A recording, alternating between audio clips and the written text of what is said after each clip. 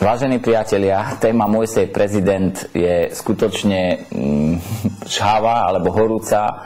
Podľa návštevnosti stránky je to fantázia, absolútna špica. Ste tam v hojnom počte, píšete maily, rôzne fankluby zakladáte.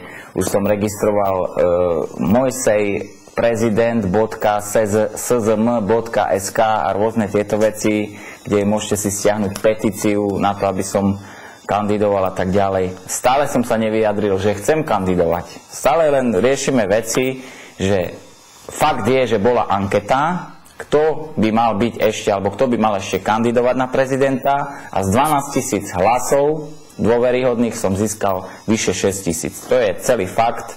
A moje vyjadrenie, že neviem to zatiaľ vyhodnotiť, pretože som z toho zaskočený, je úplná pravda, čiže noviny v tomto prípade napísali pravdu.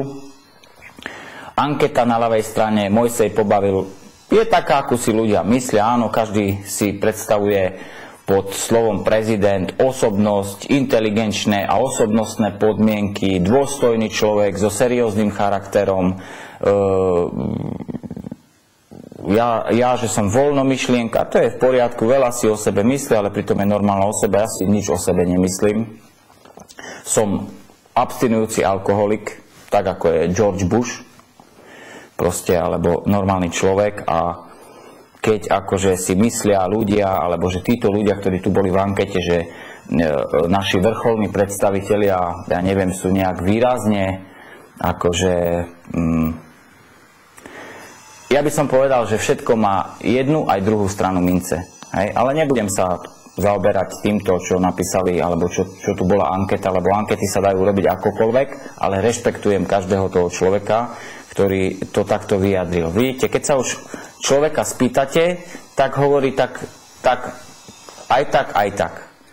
Ale keď mu dáte voľne hlasovať na internete, kde sa nemusí nikomu zodpovedať, tak vám tu priazeň dajú. A to je na tom fascinujúce. Zamerám sa na to, že čo na Mojseja ako prezidenta povedali celebrity, pretože toto bolo ako veľmi, veľmi zaujímavé. Prvý Vlado Voštinár, moderátor, ja si myslím, že reagoval normálne, akože presne tak, ako som čakal od celebrity a s humorom, recesistický, čiže Vlado je človek v pohode, mal som možnosť s ním sa stretnúť na nejakých akciách, takže bezproblémový človek, ja si myslím. Vicky Raková inteligentne, krásne, takisto odpovedala všetko úplne bez nejakom áno.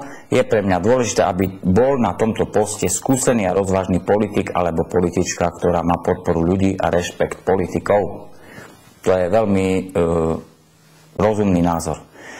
Mário Kuli-Kollár povedal, že je to čistá recesia a tak ďalej a prezident musí mať politickú minulosť.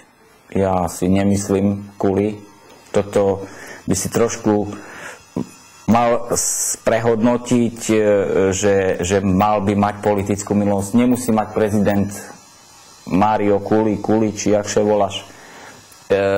Nemusí mať žiadnu minulosť. Musí mať vek 40 rokov, musí nazbierať 15 000 podpisov a ľudia ho musia zvoliť. Takže hoci ktorý človek, u nás je voľný štýl demokracie, voľná voľba, nevolí sa v parlamente alebo inak. Čiže keď zvolia, tak zvolia hoci koho, kto nazbiera 15 000 podpisov a vstúpi do volieb. Hej? Čiže to je veľmi zlé.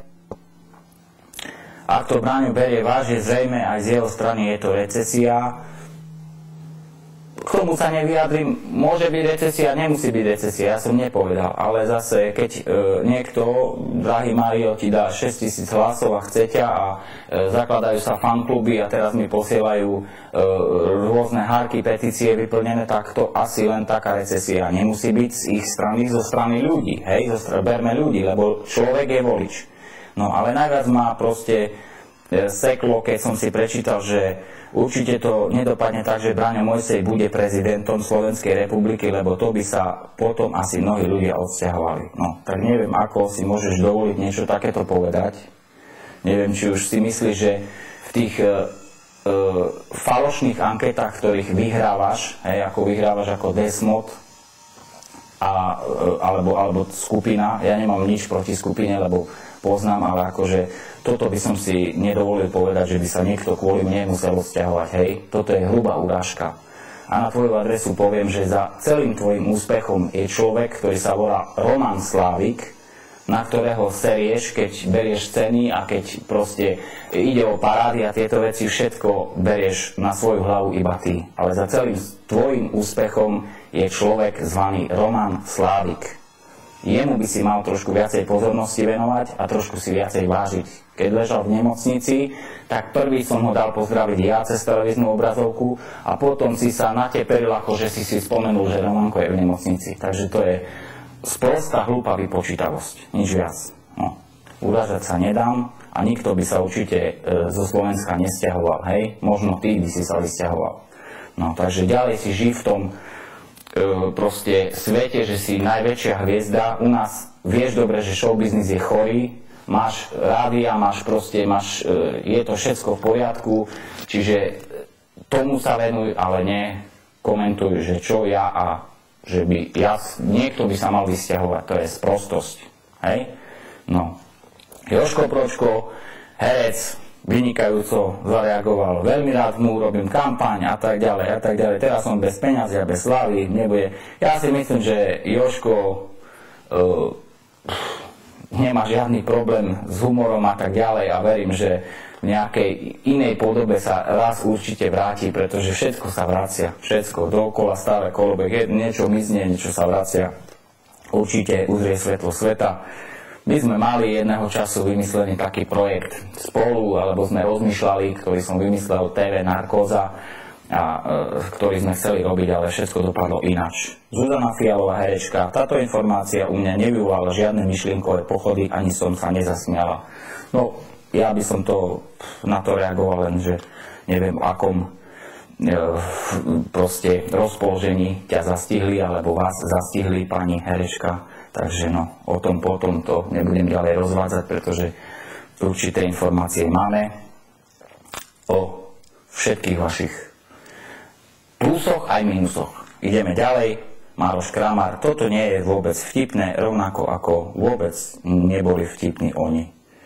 No tak my ako sme nemuseli byť vtipní, hej, pretože my nie sme humoristi, takže neviem ako toto je vyjadrenie, no ale samozrejme Maroš Kramár je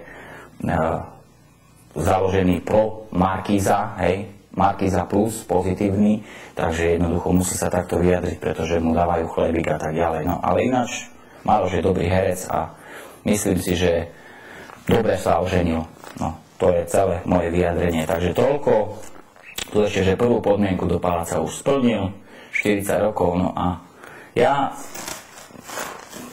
si len takto všímam celú situáciu.